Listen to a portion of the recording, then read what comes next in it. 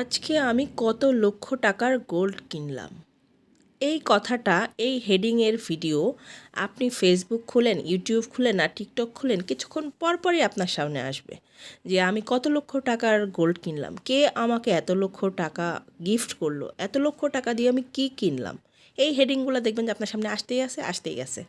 তো এখানে আমার কথাটা হচ্ছে, যারা মানে রেগুলার গোল্ড কিনে কিংবা র্যান্ডমলি গোল্ড কিনতে থাকে তারা দেখবেন অনেক সময় ভিডিও করারই সময় পায় না।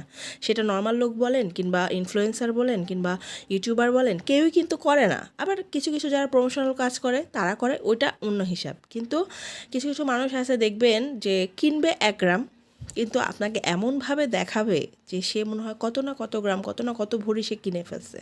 তো এই হইল অবস্থা। আমিও আসলে সেই ট্রেন্ডে একটু গা ভাসাইয়া দিলাম, একটা স্বর্ণের দোকানে ঢুকে গেছি, শুধু ভিডিও করতেছি, আপনাদের সাথে শেয়ার করছি এই কথাগুলো শেয়ার করার জন্য। হেডিং দেখেই লোকজন হুমড়ি খেয়ে পড়বে, এটা ওয়ান কাইন্ড অফ আমার মনে হয় ভিউ কামানোর জন্যই হয়। তো এই হইলো অবস্থা। আমার কাছে আমার যারা ভিউয়ার আছেন কিংবা দর্শক আছেন তাদের কাছে আমি একটা অনুরোধ করব যে ভালো কোনো জিনিস মানুষের সাথে একটু কম শেয়ার করবেন, ঠিক আছে? কারণ পাবলিক প্ল্যাটফর্মে যদি আপনি ভালো কিছু শেয়ার করেন, সে সবাই কিন্তু এক নজরে কিংবা এক দৃষ্টিতে সব কিছু দেখে না।